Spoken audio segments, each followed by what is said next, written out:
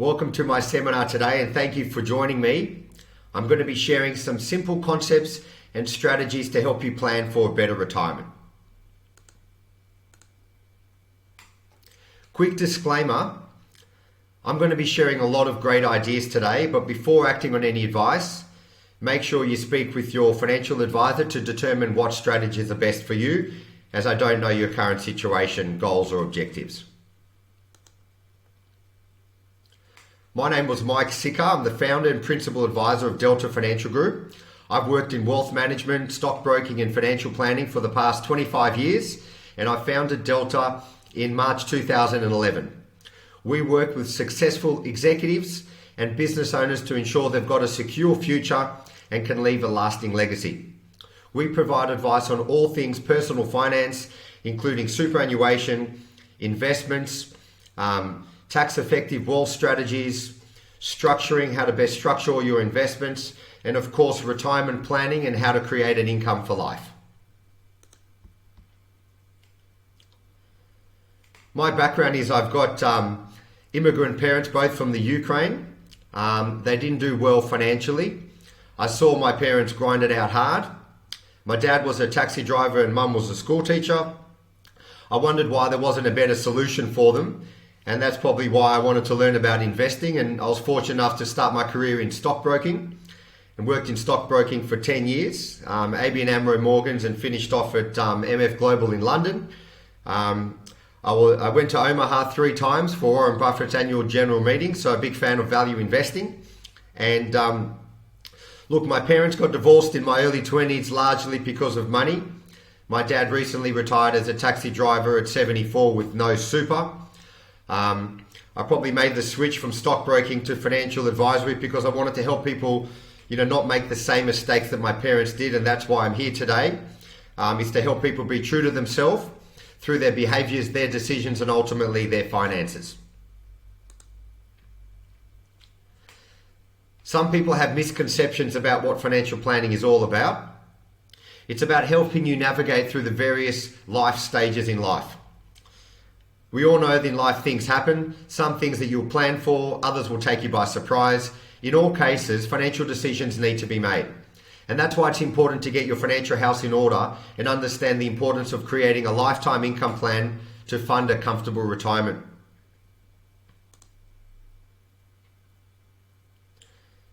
Straight into what we're going to cover today. Setting the landscape. Look, interesting fact that 2/3 of the population in Australia over 65 will qualify for the full or part pension. This is a long-term fact. And 80% of those people are actually on the full pension, which is only 27,000 for singles and 42,000 for couples.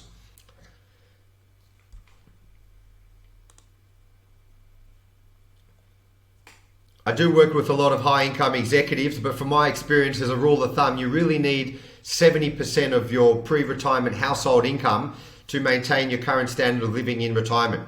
So I get you to have a think about what your current lifestyle is and roughly what your budget is.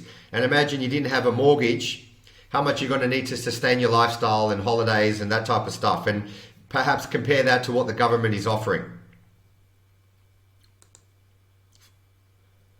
I'm going to be talking all things shares and property and the 7 key features that you need to be made aware of. I just posted this on my latest LinkedIn newsletter as well. Look, psychology plays such a big part in personal finance. I would go to far as say that it's 80% psychology and 20% strategy. So it's important to understand that why people don't achieve financial success and really just don't achieve their full potential.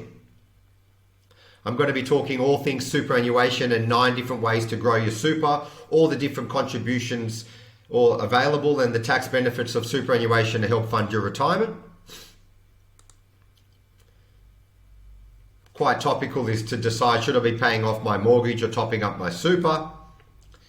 And lastly there, just a real life case study, and I'm going to show you what a financial roadmap looks like and all the strategies available to potentially double your nest egg over roughly a 10-year market cycle.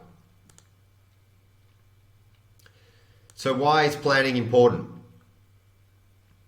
Look, with every new client, we discuss where they are now, their investment experience, their current balance sheet, and have a bit of a chat about where they want to be financially in the next 5, 10, 15 years. Without written financial goals, it's like, and that's probably the importance of goal setting. It's like going to the gym once and expecting to be fit forever. The fitness industry, as we know, is a multi-trillion-dollar industry, but just because something is simple doesn't mean it's easy, and much the same in financial planning.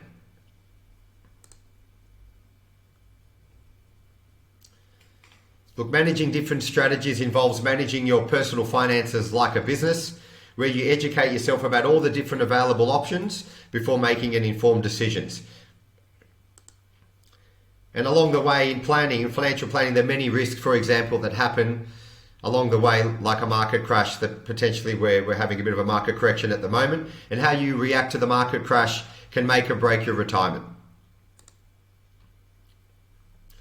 And a financial plan, I guess it's worthless without the ongoing implementation, so accountability is where we do our best work. And lastly there, without milestones, how do we know if we're on track to get the right results? And that's why it's the importance of tracking your net wealth. So does this sound like you? You're not sure if you're on the right track for a good retirement. You don't exactly know how much you're going to need. You're a bit confused about all the superannuation and tax rules and perhaps paying too much tax. You're bamboozled by all the investment choices and share market volatility. What's quite common, you might have made some mistakes and bad investment decisions. And lastly, that you know that you can't afford to make any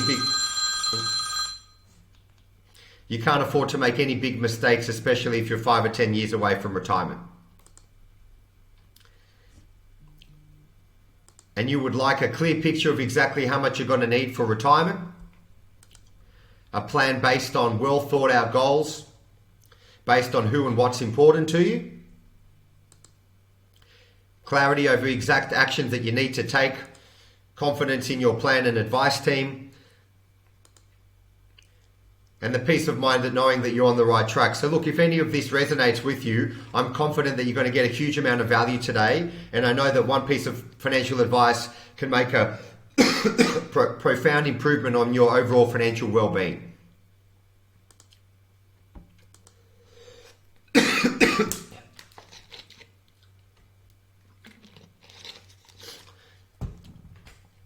So look, life expectancy has been steadily increasing. People are living longer because of medical advancements, so the importance of creating an income for life is front and center. I think for people in their 60s, women are living late 80s and men mid 80s. What that means is for a couple, there's a 50% chance that someone will live to 90 and over, which means that you could spend the next 25, 30 years in retirement.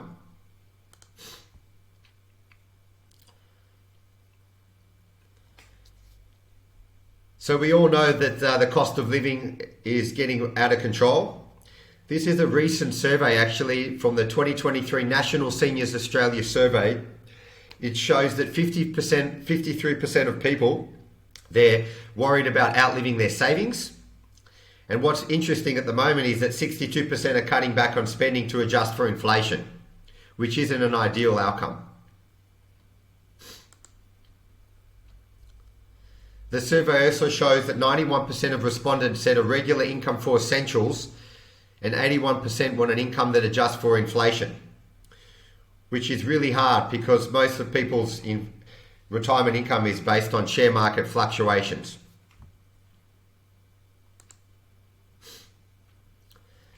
And similar survey shows that people are still worried about a potential market crash. You can see there that 52% are concerned about managing risk. I guess this becomes even more prevalent for people looking to retire during a market crash.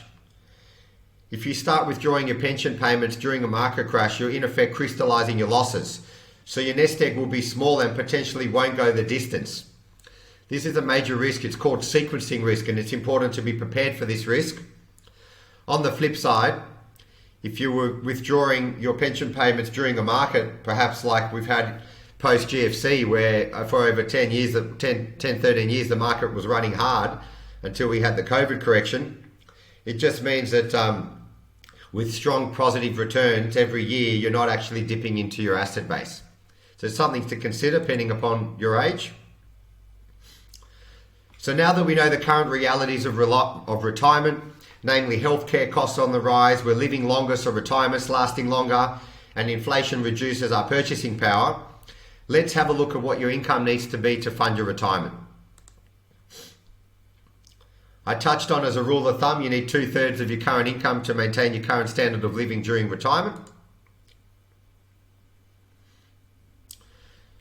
Look, the what is it called? The Association of Super Funds Australia says that a comfortable retirement is pretty much dead on 70,000 for couples, 50,000 for singles, so a premium retirement.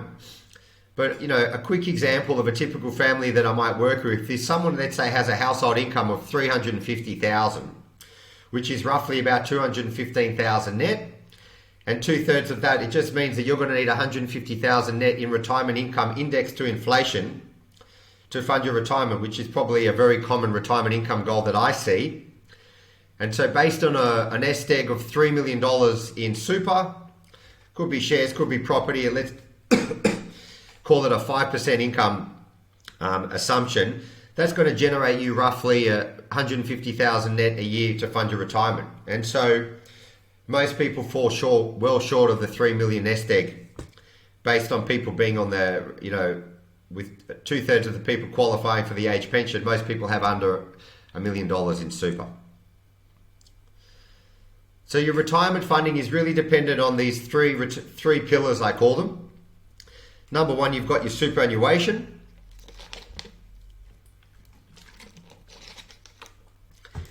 It's a potential source of tax-free income in retirement.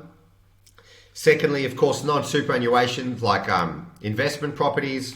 You might have some shares, but these will be taxable in retirement. And lastly, there, additional income to boost your fund's longevity, like age pension, potentially annuities. Some people have trust distributions, that type of stuff.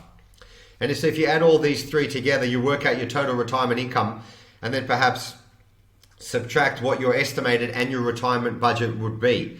This is what's called the annual income gap if you retired today. And that's probably a good, foundation, which helps you to see how close or how far you are now with respect to be able to fund a comfortable retirement.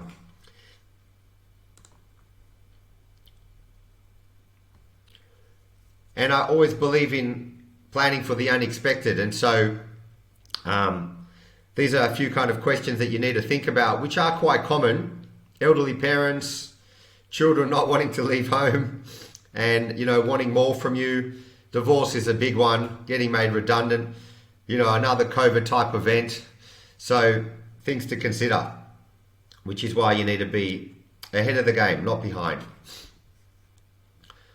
One of my favorite quotes about passive income.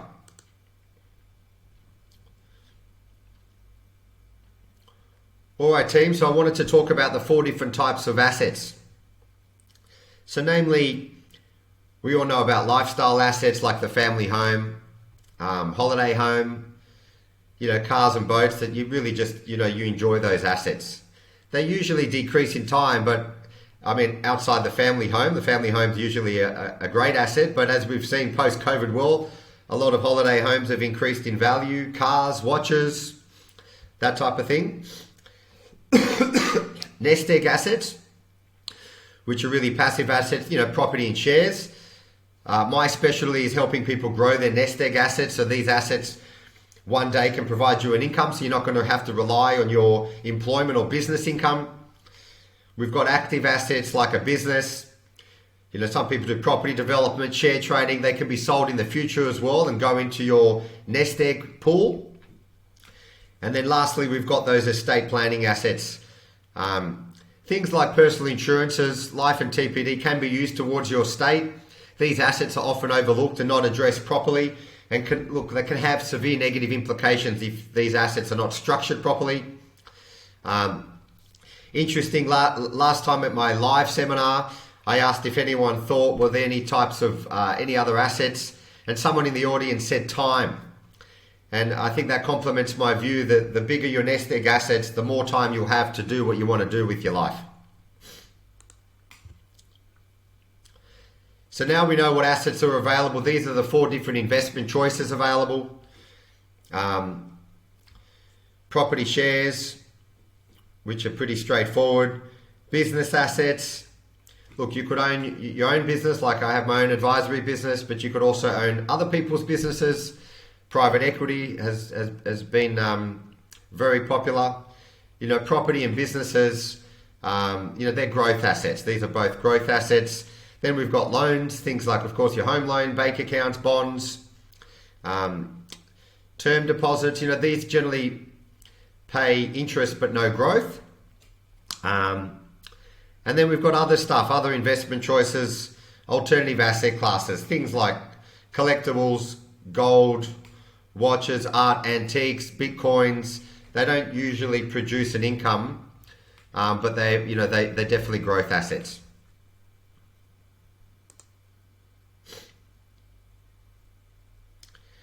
So I wanted to talk about shares versus property now. I'd like to declare up front that I don't have a bias for either.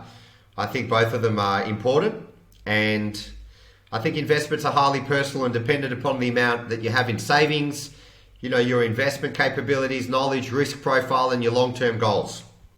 So let's quickly just have go through each one of these points individually. Liquidity, ability to sell. We all know that shares are very liquid and traded daily on the stock exchange. Shares and ETFs can usually be sold within 3 days. Managed funds, usually 1 or 2 weeks. Compare that to direct property, which is in inflexible assets. You cannot sell a portion of your property. If you do decide to sell your property, there's usually a lengthy time delay between making the decision to sell and actually receiving the sale proceeds in your bank account. There's also a lot of additional entry costs to consider when you're buying a property. Bank fees, legal costs, mortgage insurance, building insurance, real estate agents costs, buyer's agents fees, stamp duty, that type of thing. Risk management. Look, shares are easy to diversify specific risk. They still carry market risk. Property, it's harder to diversify specific risk, but easier to manage it. Still carries market risk. Growth, if you look at a chart of the long-term growth over 100 years of shares and property, their total return is actually just under 11%. If you followed an evidence-based approach.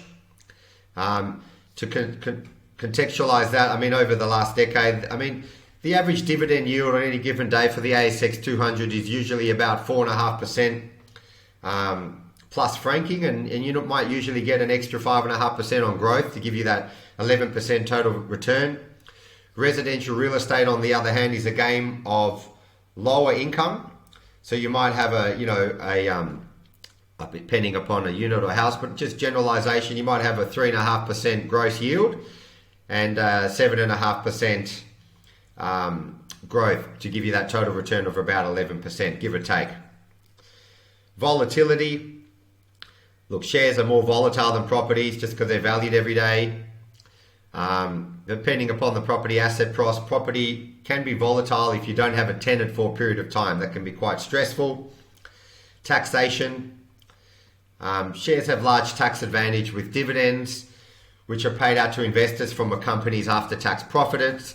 In Australia, we have these franking credits that are credits that investors often receive in addition to dividend payments.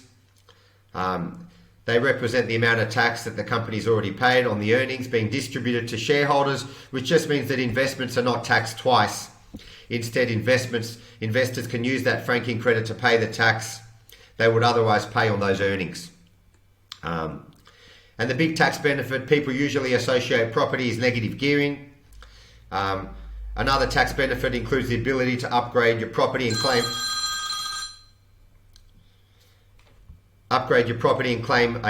depreciation on your improvements, which I'm a big fan of, and reducing the cost of the upgrade to you, the investor. Both are subject to CGT, so ideally you should be selling when you're not working, so your assessable income is minimised, which is quite common as people are approaching retirement. If they're considering selling their investments, if they need to, do it when you're not working. We've also got leverage and finance. Property, a great asset to leverage off. You know, you can usually be used as security up to 90% with a bit of LMI. Shares, on the other hand, usually cap out at 70%. What I'm doing for a lot of clients, I mean, the best way to prepare for a market downturn is to have a line of credit as buffer to make sure that you're ready, take advantage of opportunities that come up. And then something that's really front and center is something you need to consider, that you can afford to hold on to if you're using gearing and leverage, can you afford to hold on to your property share portfolio and service the loan with these higher rates? An example I like to use, it's, if interest only at the moment 6.5%, and let's say you buy $1 million investment property and you're getting a 3.5% gross yield, which might be a 2.5% net income yield. So the difference between 6.5 and 2.5 is 4%. So you're out of pocket 4% on $1 million, which is $40,000 a year. Look, if you're on the top MTR, you get half of that back. So you're out of pocket 20 grand a year to hold $1 million investment property, which is definitely something that I encourage, but you need the 20 grand. So you need that savings ability. Something to consider. And then last but not least, that diversification. You don't want to put all your eggs in the same basket, of course, but you have different types of asset classes. I mean, shares, you've got Aussie shares, international shares, large caps, small caps, ESG, socially responsible bonds, fixed income, private equity. Property, on the other hand, units, townhouses, houses, commercial, industrial. So it's really, depending upon your investment experience and size of your portfolio, there's great opportunity to diversify. All right, just a quick slide, interesting slide about what history shows us. I find that a lot of people are fixated on the short term. And growth assets like property and shares, I mean, it's pretty obvious they always go up in the long term. My property philosophy, you got to focus on capital growth over yield. Location makes up usually 80% of the capital growth, but of course the position, the aspect, access to CBD, waterways, take calculated risks in big cities is usually my preference. Sydney, Melbourne, Brisbane, infrastructure upgrades, houses have we seen, land has outpaced units, buying in the upper medium price range, is quite successful. And of course I'm a big fan of, if you can add some value, even if it's light cosmetic value, that can help you make money over the long term. And this is just one of my favorite charts, just outlining performance. And just to give you context, I mean, no one has a crystal ball. We don't know what the future will hold, but this is what the markets, Aussie market, the share market and the property market has done for the last 100 years. So, all things being equal, and especially in light of inflation, you've got to assume that we're still going to be on that trajectory. And the way I look at the share market, the market goes up a lot more than it goes down. Sometimes it goes down regularly. Sometimes it goes down a lot. It always recovers. You can never predict what it will do in the short term. You can take advantage of that though, but you can always predict what it'll do in the long term. A little bit unwell today, but pushing on. So 10 reasons why people fail financially. I mean, this is a big one with a lot of people. Many professionals are they're natural problem solvers. The issue is they get so caught up in solving the problems of their clients that they fail to focus on solving their own financial problems and planning for their financial future. Pretty straightforward. Number 2, look, goal setting is all about having milestones to aim for. Many, senior execs, business owners I work with, they go great lengths to set goals for their clients. They've got business plans, but they neglect to do the same when it comes to their own personal finances. Number 3, poor investment decisions. Generally, it's because they lack the right information or they don't information or education to give them the confidence to invest wisely. Or they often seek information from friends and are influenced by financial media sources, and very often the information and advice is conflicting. The result in both of these instances is failure to invest.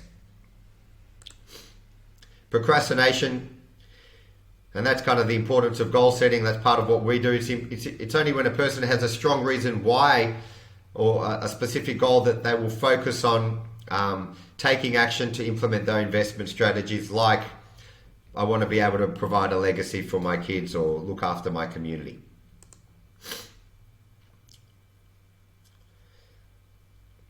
Affluent investors realize there's no magic button that they can press to amplify their wealth, and so it's a slow and steady wins the race approach. That's pretty straightforward. No structure with their cash flow, and they just spend what they earn, so can't save and then take advantage of leverage.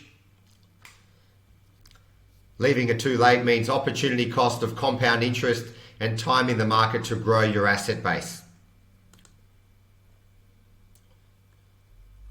Many high income earners that just don't take that important step to actually fill out the paperwork, transfer the funds and whatever else is required to put their investment engine in motion. They don't make investing a priority and fail to realize that their asset base will set them free, not their income. And generating passive income for life can be done in 2 ways.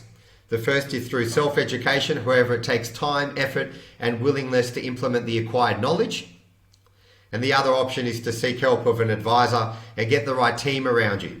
Part of our advice offering is to project manage the team of other subject matter experts, namely accountants, mortgage brokers, buyer's agents and solicitors.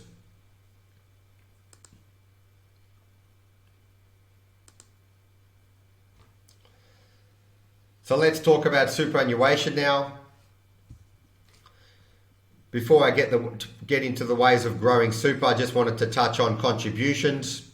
I think a lot of people are aware of the concessional contribution, the $27,500 that your employer can put in. I mean, that went up this as of last kind of financial year. It went up. It used to be 25. A lot of people are not aware of the after-tax or what's called a non-concessional contribution, where you can put in, mum and dad can put in $110,000 each financial year, like an after-tax contribution, and that can be quite powerful. Especially, it's probably the main strategy that we focus on, especially if someone's 10 years out. I'm 45. I'm even considering putting a bit of extra money in to really get my super drumming along. The other thing is, you can see there's called a 3-year bring forward rule.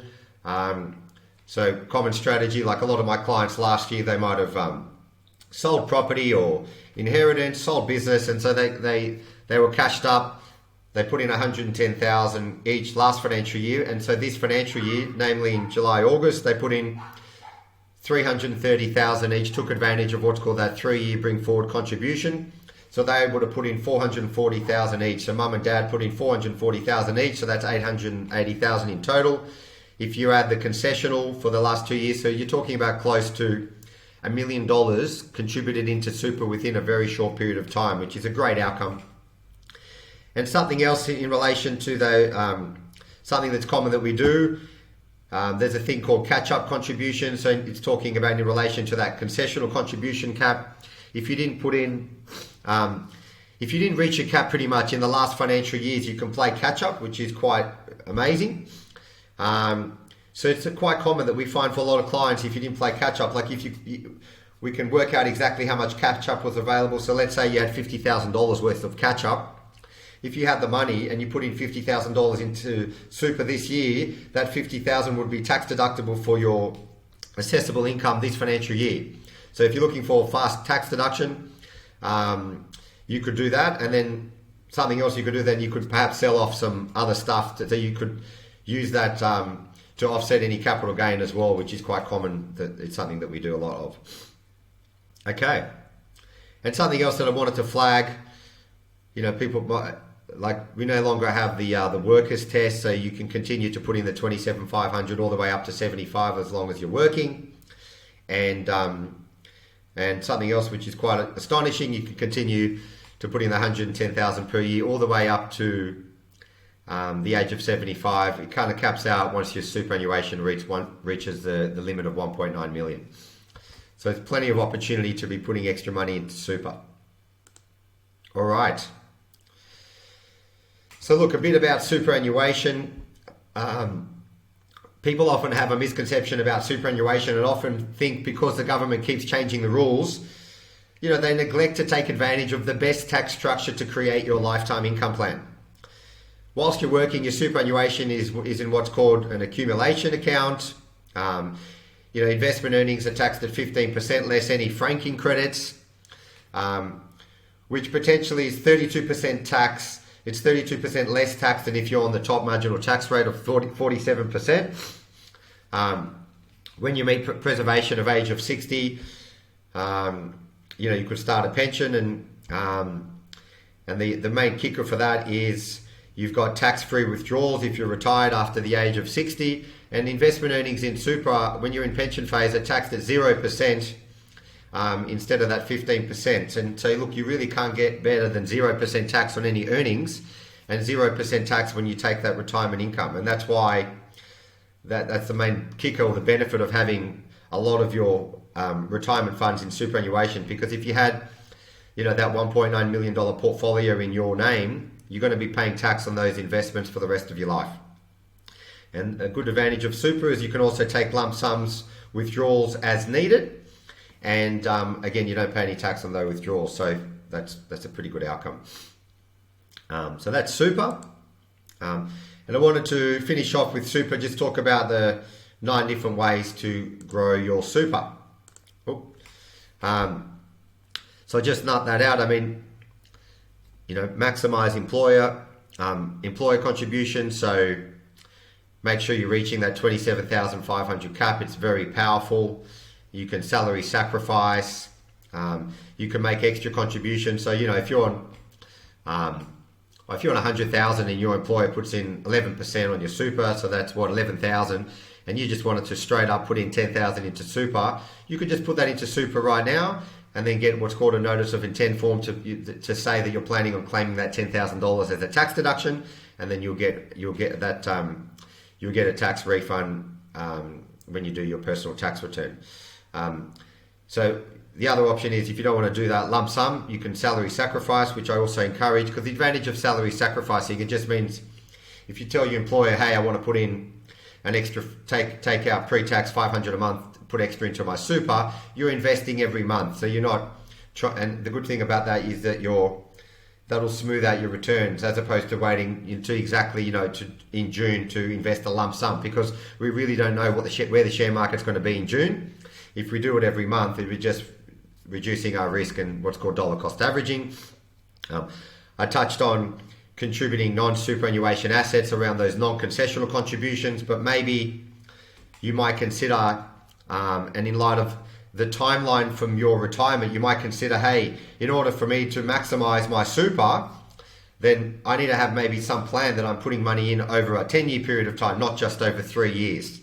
And so that's why you might want to consider rejigging some of your assets. If you're 55 and over now, you can take advantage of the downsize of superannuation, which is a major kicker. Mum and dad, if they've held their home for longer than 10 years and they're over 55, and they downgrade their home, they can put in an extra 300,000 each into super, and that does not count towards the concessional or non-concessional limits, which is amazing. I did that for a client. So in addition to take advantage of the concessional, non-concessional and the 3-year bring forward rule, they also sold their house, bought a place in Spain, and took advantage of the downsizer. So they put in, I think it was close to 1.6 million into super pretty much instantly, which is it's a great strategy. We've also got these co-contributions and low income tax offsets. I mean, it's namely around if you're got a low-income spouse, I believe co-contribution, if they put in like $1,000 cash, the government will top up with $500. I believe if you're earning under 40K, and then again with the low-income spouse, the tax offset, if you put in $3,000 after tax into your spouse, the government will give you a tax offset of $540, which is like 18%. So it's an extra couple of lots of 500 bucks from the government. Ways to grow super. Of course, we can work longer. A lot of people are, because just to keep their mind ticking along, and perhaps they need to let their nest egg compound a bit longer until they start drawing a full pension. Of course, it's important to consolidate all your superannuation funds, reduce the fees. You don't want to have multiple funds everywhere. You want to have a coordinated approach and have the right investment strategy. Find my lost super. I mean, that's kind of a no-brainer. You might have some bits and pieces out there, so it's worthwhile consolidating. But in summary, that's probably a good summary of the different ways to grow your super. I didn't go into details on self-managed super fund and that type of thing, but that's something that we help clients do. Namely, if you want to buy alternative asset classes like residential commercial property. Finishing off there, just topic, pay off the mortgage, top up super. Of course, putting extra money into your mortgage, cut years off your loan term, save interest. The psychological benefits of paying off your home loan sooner rather than later. But look, if you're not taking advantage of the full 27,500 concessional, you are generally better off putting extra money into super, namely because it's a better cash flow, more tax effective, because you get that tax deduction, and superannuation investments are only taxed at 15%. So like if you put money into super and you make 10%, take away the 15% tax, you hold on to 8.5%, which is fantastic.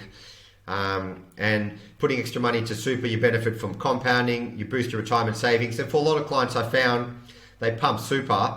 And a client, I had yesterday that, in the event you still have a mortgage, you can always just take take some money out of super to knock down your mortgage when you retire. But I think putting extra money into super is usually a better outcome, and that's probably what I've suggested here. And why power of compounding and higher long-term investment returns, which I've already outlined. All right, so far so good. Quickly touching on estate planning, but look, estate planning is all about the right person getting the right money at the right time, so it's important to have an up-to-date estate plan, especially when your circumstances have changed or you're going through a major life event.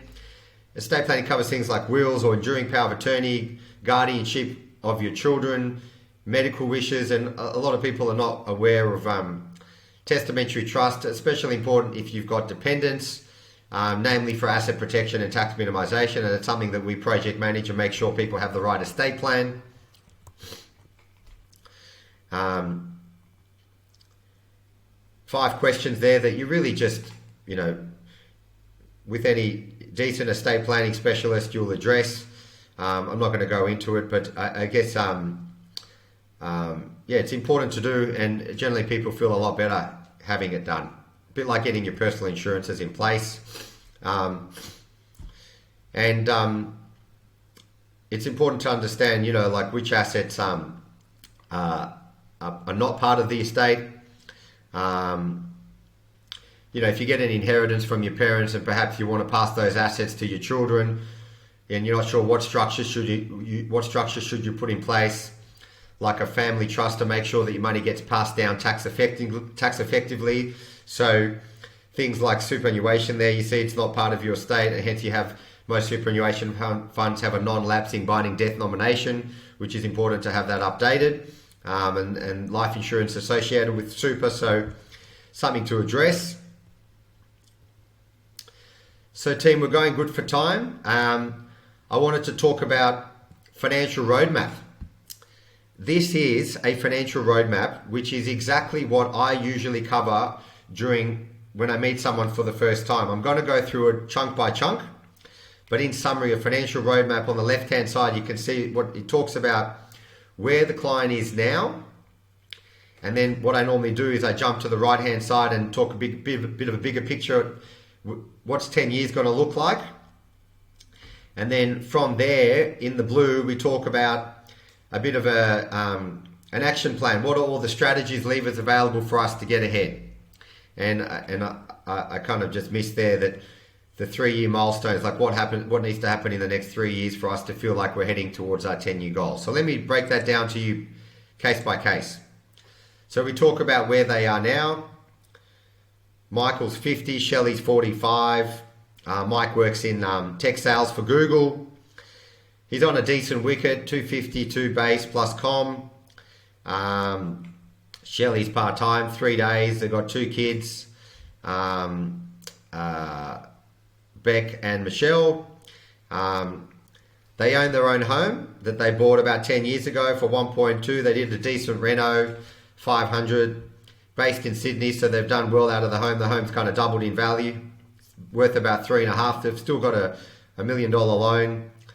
I guess half of it's 400 variable, 600 fixed.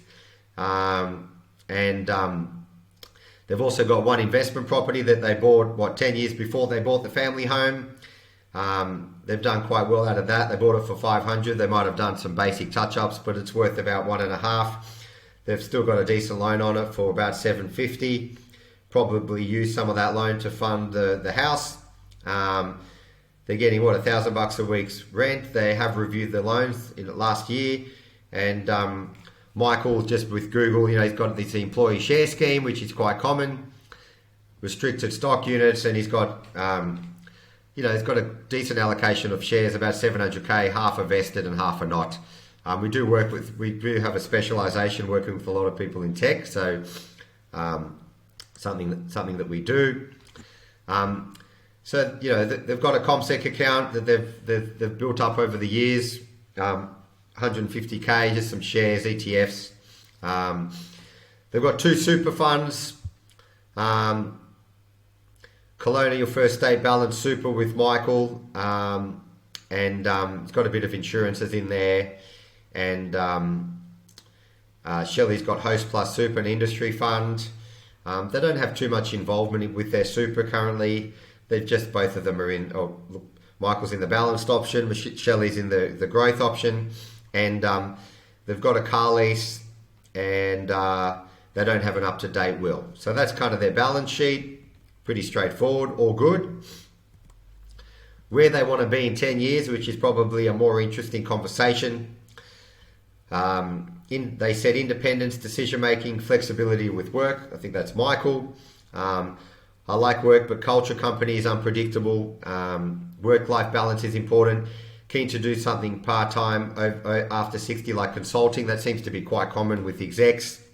They want to continue to travel twice a year. One local, one overseas. Both of their parents are financially okay.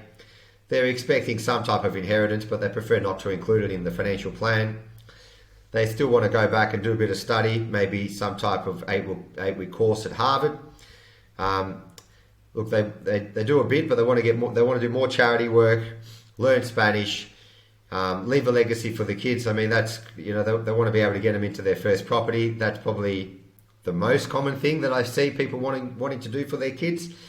And we were trying to crystallize their financial goals, but like we touched on, I mean, they're on a good household income, of course, pending upon Michael's commissions. But again, we set a retirement income goal of $150,000 per year, indexed to inflation, to last them until their life expectancy would be a great starting point. And how we conceptualize that, it's just, $2,000 a week, $100,000 a year, pay the bills, you got no mortgage, cover lifestyle, it's pretty good. And then you got $50,000 a year, holidays, bit of play money, do a bit of cool things with it. It's pretty good. It's usually about the money, on the money. And then in 3 years time, what needs to happen towards our 10-year goals. And we just said, of course, we need a strategy to knock off the mortgage faster. We want to maintain our strong household income, earn as much as we can, make sure the investments are on track, still have money for a decent 40K, 2 holidays a year, have our estate plan up to date, look at a second investment property, maintain our health and fitness. So all very valid things. And here's a bit of an action plan. So this is pretty much, when I meet someone, this is what I would say that you need to do to get ahead now. I think first and foremost, with their age, they need a retirement strategy, roadmap. They'd benefit from having some structure with their cash flow. We do help people with that. We've got a simple structure where we, separate someone's fixed costs and their discretionary spending, and then give them a fortnightly living allowance for discretionary spending. And there's some secret sauce that happens when you separate the two. And the reality is, you need to be able to save some money, especially like if you wanted to take advantage of leverage and all in your equity. There's holding costs associated with investment, so you need to be able to have some money for that. And a lot of people, they don't have a reason why. They don't have a reason to save, so they just live paycheck to paycheck. So it's easier when that's kind of what we specialize in. If I can show someone, if you live within your means and you manage your cash flow diligently, and you roll out this strategy within using some conservative assumptions, you will be able to achieve your retirement income goal of 150 plus. And that usually gets people excited, which is why the benefits of having structure with your cash flow. They need an investment strategy to move things along faster. We need a strategy to, with the Google stock. Of course, as the shares vest, there's, the proceeds, they appear in Mike's accessible income. So we need a strategy around managing the ongoing tax associated with that. What are we going to do with the shares? What's the sell down strategy? Are we going to continue to participate in the employee share purchase plan? We touched on investment property. Where's that going to be? They were open to looking at a buyer's agent. And of course, at the moment, I'd say they're a little bit top heavy property. We could, use some of that equity to diversify into a share portfolio.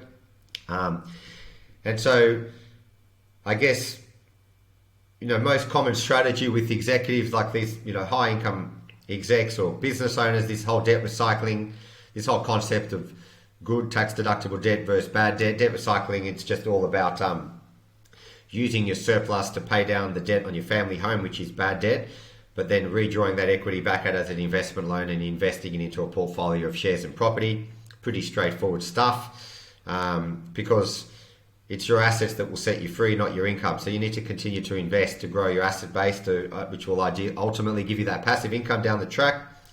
And so really, if you do 1, 2, 3, 4 properly, you're going to have number 5, a proactive and ongoing proactive tax management plan. Because it's your investments and the good debt that will give you the tax deductions that you need. And part of that, which I've already touched on, making sure you've got the right structures and using the equity for more good in tax deductible debt. All good. Number 6 there, review the super strategy. Just review the fees, the investment options, risk profile. Of course, take advantage of the concessional and non-concessional contributions. There might be that 5-year catch-up. What we like to do with clients is what's called an insurance gap analysis. Just review all the personal insurances you currently have.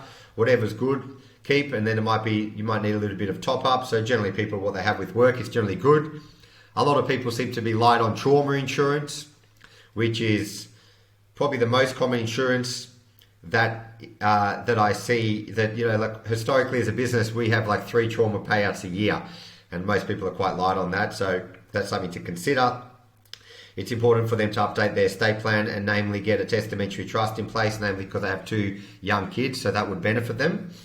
And then last but not least, action plan. They'd benefit from having some retirement income modeling. That's a big part of what we do, and that's in effect, a financial plan is a beautifully written document that we do, but the main benefit of that, sorry about that guys, I got a new phone and it's on, still seems to ring. And that's a big part of what we do, that if we put all your current investment portfolio into the modeling and include potential future investment strategies, what's it going to look like for you in the next 5, 10, 15 years, and are you going to be able to achieve your retirement income goals? And that is the benefit of us, of what we do for people to help them understand if they can get ahead. All right, team. So that's what a financial roadmap looks like.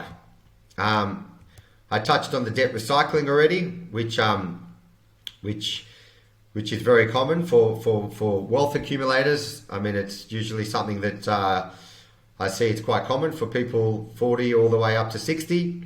I'm not going to go into too much more detail today. So that's again the summary of the roadmap. So that is something that I can do for you. We do not charge for that. It's usually, if you're keen, get on the phone, have a chat, book a complimentary strategy call. It's something that I do. You can book it through my website. You can book it through my LinkedIn profile. You can drop me a message on LinkedIn, or you can drop me an email. My email is mike@deltafinancial.com.au. But I can conceptually do this roadmap with you on the phone, make sure we're all on point. And then if there's scope for us to add value, come in, do your financial roadmap. I can do that face to face or on Zoom, and we can just meet each other and see how we go. I think I've covered a lot of ground today. I mean, financial planning, of course, it's all about making money, but there's a lot of intangible benefits, which I've kind of outlined on the screen. So that's me today, team, and thank you very much for taking the time out.